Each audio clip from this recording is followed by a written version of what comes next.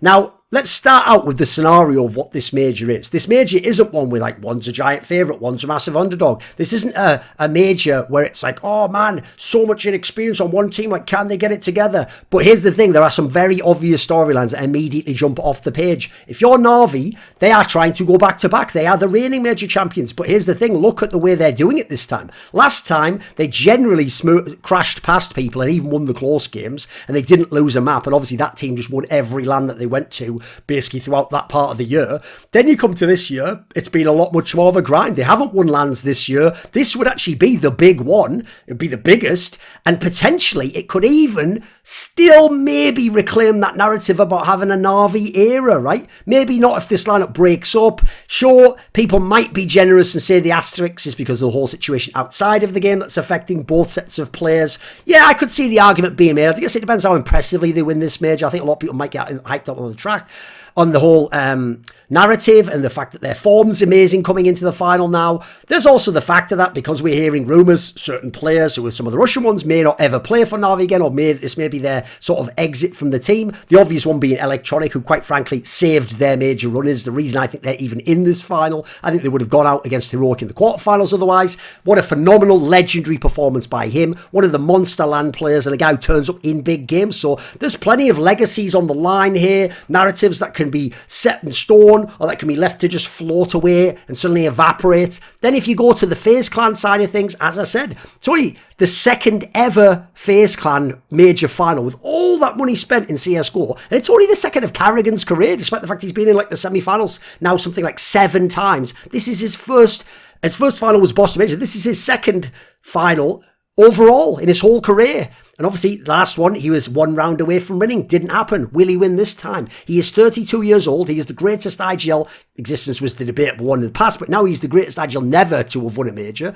He kind of needs one, right, for the class of people he's in with. Then you think of some of the other people. Yes, technically everyone on FaZe Clan needs a major, but certain people need it more. Like if you're someone like Twists, you blew it in 2018 and 2019 with the Team Liquid squad, not you specifically. If you're Rain, you've been here a million years. You were there in the Boston Major when you were 1 round away. How cruel that was for you. If you're Rups, look, you're a young superstar. This is more like Nico in the 2018 Boston Major. Like, you're so young, you're going to get another crack at it probably, mate. And if you're Brokey, again, probably going to get another crack at it with the right team, but you're also not some superstar player who has to be in the major and win a final. No one's even saying he's not good enough, he hasn't won the major. He's just a good player, isn't he? And in this team, when it sort of shores up some of his weaknesses and he ups some of other people's weaknesses, like his close range and medium range AWP is his specialty for Marmony, not the long range stuff. That's why he's such a good sort of combat AWPer as well. I think actually overall, he's someone who gets fine where he is in his career. So let's do the old classic. Let's look at the lineups, as it were. So we'll start with Na'Vi. Obviously, we'll start with the head of the snake, the big dog himself, Simple, the great one. Keep using that nickname. It's a fucking brilliant one, isn't it? He is the greatest player to ever play Counter-Strike. I don't even say CSGO anymore. I watched all of CS 1.6. Almost nobody listening right now did. And even if you did, you don't have my memory, you don't have my brain. So what do I care? You're just watching images flashing up on a screen, weren't you? It's like that thing people used to say about the TV when it was invented. It's the idiot's lantern, isn't it? Because they didn't get what people were just staring into the corner with some flickering lights for. So I was actually thinking about the Game Boys, etc. And I've got to tell you, Neo for a long time was never going to be overtaken. I even told people I don't think CSGO is as good a game, and I think you could actually individually consistently dominate more in 1.6 because of the way the spray worked and winning the clutches and stuff. I actually think now Simple's transcended anything Neo did, anything Forrest did, anything Marklov did, Kogu. You go through the list, he's just better. In CSGO, I don't think he has a peer. I do think you could make an argument for some other people. You might prefer other people. I do not think he has an actual peer as the GOAT, and I think he's done it for so long now, and now he's even got the resume as well of team accomplishments.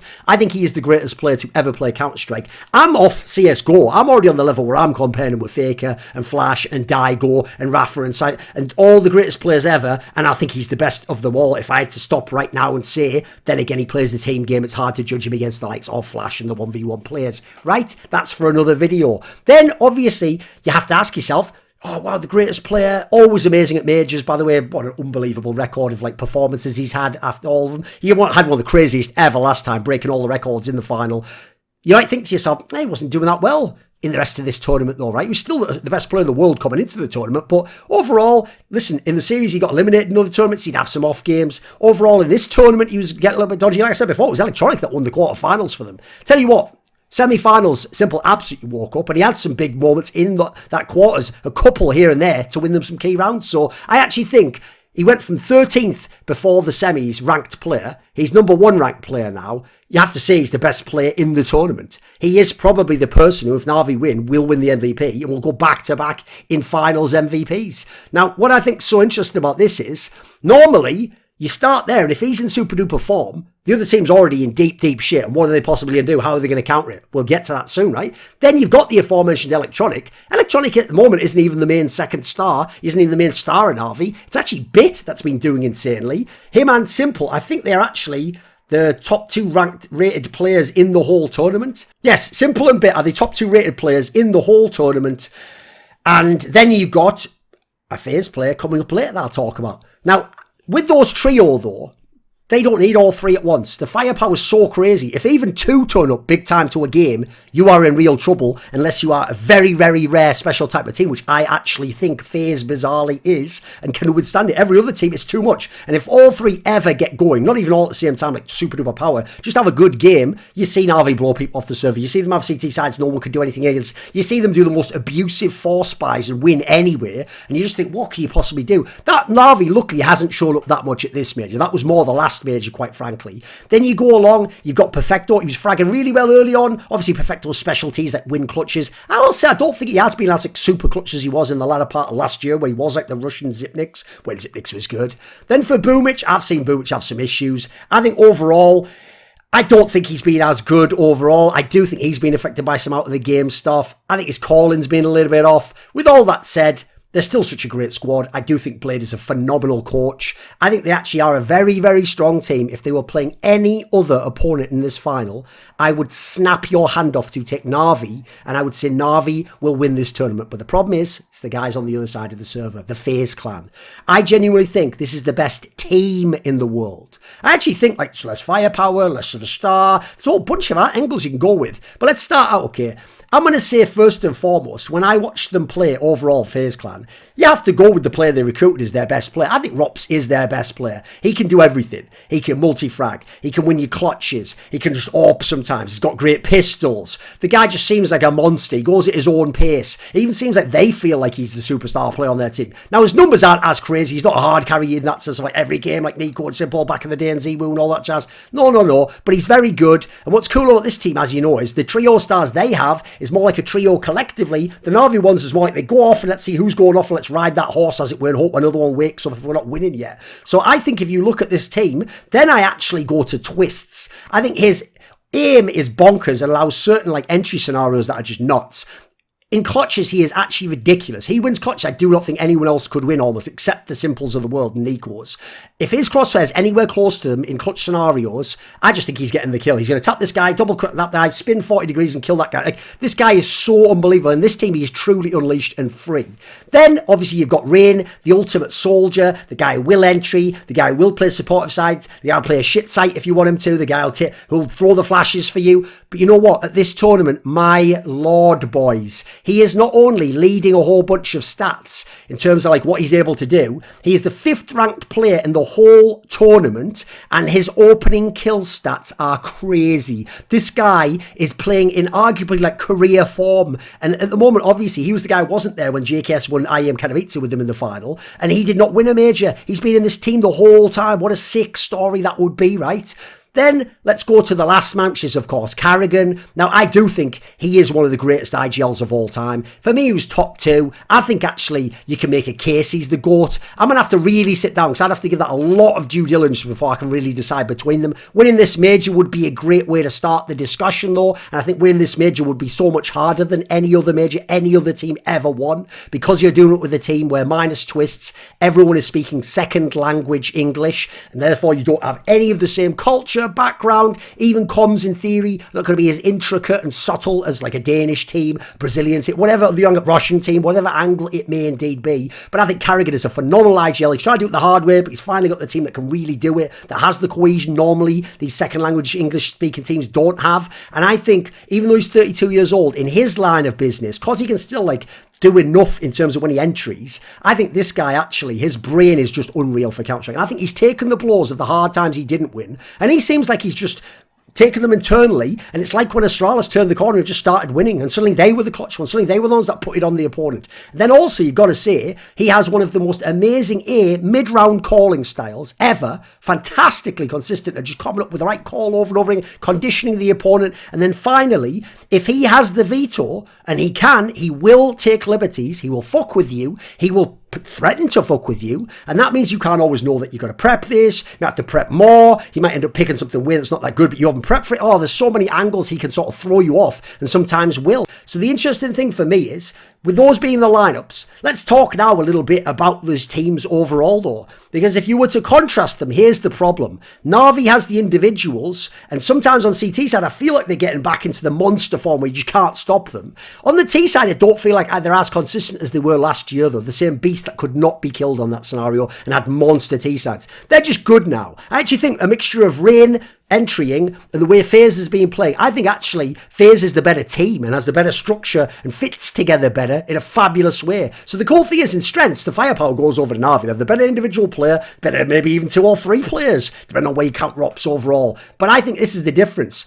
They don't really need it to be much more than they have in FaZe Clan. They win, sometimes by small badges, but they win, and they win with consistency, and their stars do turn up with consistency and do their job even in the games they don't necessarily pop off in. So they show how you can have just enough fragging or a little bit over that, and that can be enough to get the win. They have done over Na'Vi in 2 or 3 occasions, 2 big series already this year, obviously. So I think the interesting thing is you go with like the 2 monsters on the side of Na'Vi fragging and the by committee approach, and then even Rain's actually outperforming them at this tournament thus far. In terms of who's more clutch, like Na'Vi in some ways is clutch, but it's more like they blow you out or they just do a massive comeback streak of round wins. It's more like putting rounds together for me. I think that makes them like a strong team in that sense, and they're good late in games. But I actually think the most clutch team in the world is FaZe Clan. Individually it is. Look at them. Rops wins clutches, Twists wins clutches, Brokey wins clutches with the AWP, Rain wins clutches historically, Carrigan's an IGL that's famous for winning clutches. You go over to Na'Vi, certainly Perfecto's amazing, Simple's pretty good, some of the others are alright depending on the circumstances. I don't think they're as clutch, and as a team, I actually think FaZe Clan is the most clutch team in the world.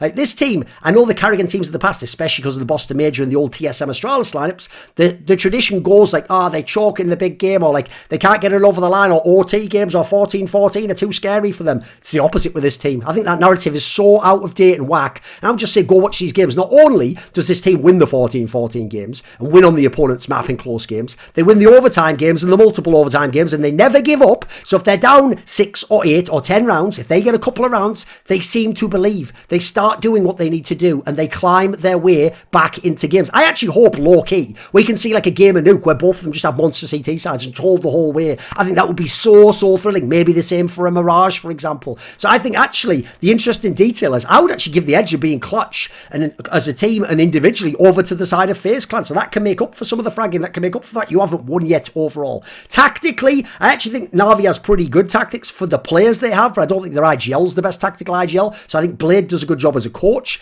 Obviously, in terms of coach on the FaZe side, we're not really thinking of it a big tactical side. It's more like what's Carrigan running from his playbook. So I think tactics go, it's more of a wash overall, because like in terms of like individual stuff, what the IGL will call, I give the edge to Carrigan. But obviously Blade can do his timeouts, and I do think he will set up a good game plan. I think the players know how to execute it. So I give maybe a slight edge to the guys from FaZe, but I won't make it massively so. In terms of team play, I think it heavily goes over to the side of FaZe Clan. I think Na'Vi's looked a lot more disjointed and made a lot more mistakes. Experience, that's a tough one, because some players are very inexperienced, like Bait. Perfecto hasn't had that much experience overall, but then again, Brokey hasn't had that much. Some are very experienced. I'd give the edge, obviously, over to FaZe Clan ultimately. Then I'd say in terms of winning, I mean, you'd have to say the edge goes to the Na'Vi guys, right? They've won a major before. That can help. FaZe Clan never has. It's going to be weighing on Carrigan's mind, you might imagine, at certain times. In terms of IGL versus IGL, heavily goes to Carrigan's side, in my opinion. I think in all regards except fragging, basically. And I think in terms of having the main star player, the idea of like the Achilles versus Hector, yeah, let's be real. Pick whoever you want. It could be Rops. He probably isn't going to outperform Simple. He can. Simple can certainly play worse, but if Simple plays to his best and Rops plays to his best, Simple is better. So there's an edge for the Na'Vi guys. What about the map pool? I actually think the map pool goes the side of FaZe Clan as well, especially because FaZe has this uncanny knack, because of how clutch they are now, anti-choke, that they can win any map seemingly that comes in from the way that they veto. I think actually Na'Vi's a lot more suspect on certain maps, and they have to just shoot your head in with a deagle and AKs and AWPs. It's not like they have a great feel on the maps they're not as comfy on. So a lot of edges I'm putting over to FaZe Clan here, you'll notice. Now let's talk a little bit about the map pool in question. So obviously, Na'Vi are the guys where, look, in terms of like win rate, last 3 months, they're undefeated on Ancient. They won 7 times. They won against some big name teams, Astralis, Team Liquid, Big, NIP, Heroic. But the way that Heroic game went, that 16-14, that can't make you feel great about it. And even though you got the 7-0 record, I'd rather be 11-4 on Mirage, which is their main, most played map. It is one that they often pick, and it probably is overall but qualitatively their best map. Like, this is one where they've beaten tons of teams. I think they're a team that can do so much in this scenario. I think basically this is the map. They've beaten FaZe Clan in overtime on this. They've beaten all the top teams pretty much. This is a map that can be their bread and butter. And especially since the likes of the Nuke got a little bit weaker from last year, this is the map that you kind of trust in if you're the Na'Vi guys to win. Hence why it'll often be a decider, if not a pick. Then you got your Inferno. That's gone way off the boil from what it used to be. They're 4-4 in the last 3 months. They've had some wins. They've lost to FaZe Clan. They've beaten the likes of Nip. They lost to Heroic. They've won against Vitality. They lost against G2. So I think way more up and down. I think it's way more of a questionable map for them, and you want to pick into them if you can. Their Nuke, which was once that mighty force, hold 20 games in a row from last major through into, I think it was the Blast Finals where they played Vitality, if you remember that crazy game where they lost like 16-6 or 16-8 or something ridiculous. Now since then, they still kept winning, but they didn't play it that often. They lost a few in the last few. So as a result, it sort of lulled people. I think they're just not that good anymore. Heroic found out how good they are. Ents found out how, picking it into them, found out how good they are. They're still a strong team on that map. With that said though, I don't think they're the same monsters that they were last year. It's not an unbeatable map. Then Dust 2, they're 5-2 on, but you look at who they've played against. They've beaten FaZe, they've lost against FaZe, they won against Ents, which is sort of a punish pick. Ents, quite frankly, Hades didn't play that well. Most of them didn't play that well in Ents. Hard to know really how good they are in Dust 2. Overpass, they clearly don't like. They try to avoid it most often. They've lost it to the likes of NIP, FaZe Clan, but they've beaten teams like Heroic, Ents, NIP on it, so they can certainly play teams on this map. Na'Vi is just such great firepower and individual players. They can play on almost any map, let's be real. And then obviously, we know Na'Vi always vetoes Vertigo. Always vetoes Vertigo. Now, the reason that's interesting, boys, because go over to the Na'Vi side, the FaZe Clan side, and what is their map pool? Now we get interesting. Their best map, realistically, they've got a scenario like the Na'Vi guys do with Ancient. So FaZe Clan 7-0 Nuke. I've never heard this before. They've beaten loads of good teams on it. They've beaten Cloud9. They've beaten Copenhagen Flames. They've beaten NIP. They've beaten Ents. They've beaten Heroic. They've beaten Furia. The problem is this. 7-0 is good. I'd rather be 9-4 on Inferno. Like, that's the map I think they are not only the best on, I think they are the best in the world on Inferno. I think it suits Kraken's scoring style and always has, which is why unfortunately it's ironic he lost a major on that. But people forget he was up 13-7 or 8, and then he was up 15-11 on that map. So yes, he is a very good caller on that map. Something just got away from him at that point in time. Then I've got to add in, you look overall, and this is a team where they've beaten Na'Vi on this map. Of course they have. So I think that's their best map. Then I would go with Nuke. Then they play a lot of Mirage as well. They're 8-4 on that. They beat Spirit on that, but they lost to Ents on it. They lost to Big 14-16. They've beaten Vitality. They've beaten Ents. They've beaten Fury in overtime. They've lost 2 players, which is now Cloud9. Furia they've beaten. Vitality. They've beaten G2. They've lost to Na'Vi in OT ages ago. They've beaten the Fnatic when they mattered. So they played tons of teams, and they can definitely get wins off almost anyone on this map. And obviously it's a map that very well may be played in this series, right? Then you go to Dust 2. They're 5-2 on that. They've lost to Na'Vi past. They won Na'Vi on that one. They've lost to Big. They've won against the likes of Vitality, against G2, against Gambit. So again, what these have got really, because they've won all the tournaments this year, the FaZe Clan guys have a phenomenal track record, not just of win rates and maps, but of who they're beating and the scalps they're taking. You got your Overpass that they don't like as much. They're sort of a bit like Na'Vi in that sense. They've went 4-3 on that recently. They've lost to Nip. They've lost to Ents in overtime. They've lost to Ents in overtime. They've beaten Na'Vi on this map. They've beaten the Gambit, Flares, Cloud9 guys on this map. That's all the same team, by the way. They're just the different orgs. And then I think when you get to the last two, it gets really interesting, because Ancient they're 3-0 on, but the only real win like you'll care about is Copenhagen Flames. So not really that strong in it, not Na'Vi strong. And then finally, they did perma veto always Vertigo, right? But then they played against Ents in the Katowice final, and they beat Ents on it. So as a result, potentially they're telling you, I might not actually have to veto Vertigo at all times, which is very interesting because let's get into this particular matchup, shall we? And vetoing first, which is how it should be, because then the upper seed gets to go second and potentially benefit from that. Now, here's the thing. That won't matter in this case, in my opinion, because since there is seriously a 0% chance, if it's open, that Na'Vi will pick Vertigo, in my opinion, I think Carrigan will almost certainly, as he has in the past, when he goes first, he will veto not Vertigo, he will float it, and Na'Vi will veto Vertigo, much as they used to with Cash back in the day against the Astralis of the world, and it will give the initial veto edge over to the side of FaZe. Now, the question for Carrigan is, what do you veto? Now, in past times, he's vetoed out Nuke when they were seemingly unbeatable on it. He's vetoed out, what else was it? Let me see. I think he did Mirage even one time. I personally think, based on what's currently going on, where the map pools currently are, I think the veto you do now, there's two ways you go. You either veto Dust 2, because you don't want to play it. I know you'll think, well, that Spirit game was crazy. If I was them, I would think Na'Vi might be able to exploit us a lot more than that. And we looked sometimes a bit uncomfortable. So you either do Dust 2 to get out of the way, or I personally would say, I would take Ancient out of the map. I don't want to have to play that in this major final. I don't think it'll be that great for us. We're a clutch team, but that's not one of the maps I want to play of the three in the final. If I just get that out of here, then they veto out Vertigo, then we're in a scenario where FaZe Clan, I think it's an obvious pick. The obvious comfort pick that's still very strong and is a sort of punish is Inferno. It's the map you're the best in the world on, you're the best caller on, fits your team style. It's not even like a massive AWP map for the simples of the world. I think that's the map you pick. That's a safe one. I think FaZe Clan would win it, quite frankly. I really do. If, though, Carrigan wants to get cute, bearing in mind, you know, Na'Vi against FaZe especially will always veto Overpass. They even said a curious thing. Simple said, like HLTV interview, I think it was, that he thought Ents would pick Nuke or Overpass, and they all said Nuke, but then Blade thought Overpass until the day of the game, and then he said yes, Nuke as well, and it was indeed that they went and they played Nuke, right? They picked Nuke into Na'Vi. I wonder, like, I don't think they've got enough subterfuge. I don't think Simple's actually on that level that he would say that as a bait, but that implied to me, like, we don't want Overpass, and they might go that into... So I actually think, logically, if you want to do a punish pick in your Carrigan, you pick Overpass, but that is ballsy. You are really trying to make them uncomfortable in that scenario. If you just pick Inferno, I think you go into comfort, and I personally would do that. I don't want to make it too nervy here, because I feel like the Na'Vi players might stand up to that, as things are right now, because the FaZe Clan guys have never won a major before. Now, assuming they ban out Inferno, they pick Inferno, I think Na'Vi, here's where we go. If they want to go comfort themselves, you pick Mirage. You probably even are a slight favourite to pick that. I think you would probably, and then you go to 3 maps. If you want to punish yourself, you pick Dust 2, assuming it wasn't vetoed. If you pick Dust 2, you can do a lot in this situation. I would probably favour you to win it. If you pick Ancient, I also think I would favour Na'Vi to win it. So actually, I think Na'Vi should do a punish pick personally. I don't know if they will. Now, assuming they pick Mirage and FaZe Inferno, the boring maps, then, because in a major final, you might just like to handshake and get 3 maps, everyone's sort of good on and just play them out, right? Then I think FaZe would ban Dust 2 if it's available right now. Get that out. Or they'll ban an Ancient if it's there instead.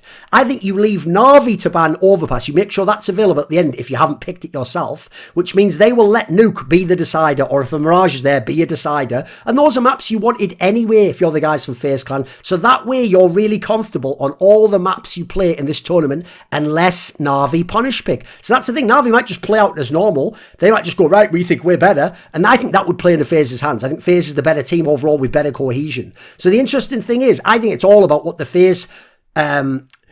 I think they will go with comfort. I don't know that they will go with the punish pick. I think Na'Vi should go with the punish pick, but I don't think they actually will. And I think overall this veto, especially because of the shenanigans early on, I think it does actually favour the guys from FaZe Clan. And I think they will win this major. Probably in 3 maps. They can win the second one as well if someone picks in Mirage. It's not a map they pick. And so as it, well, they picked it like a couple of times, I guess. But it's not a map they typically pick. And I think that they're going to win this tournament. Now look, I find it hard to ever bet against Simple. Yes, he has amazing firepower. But this FaZe Clan has made me a believer. I've seen them win so many close games. I've seen them rise to the occasion against every kind of opposition. I think it's their time. I think it's destiny. I think they will win this major as Na'Vi won the last major. This video was kindly supported by Ahmed Hadjou, Matt Pugnatio, Rajcula, Kyle R, Pacy, Travis Goff, ochs, Animosity, Butt Pounder 420, Hades, Jensen Goh, Joseph Ginsburg, Kovacevicd, Tobias Bernasconi, Thooorin, Zoomba, Zyrathenia, Zyrathenia, and a special thanks always goes up to Jerky's Minion.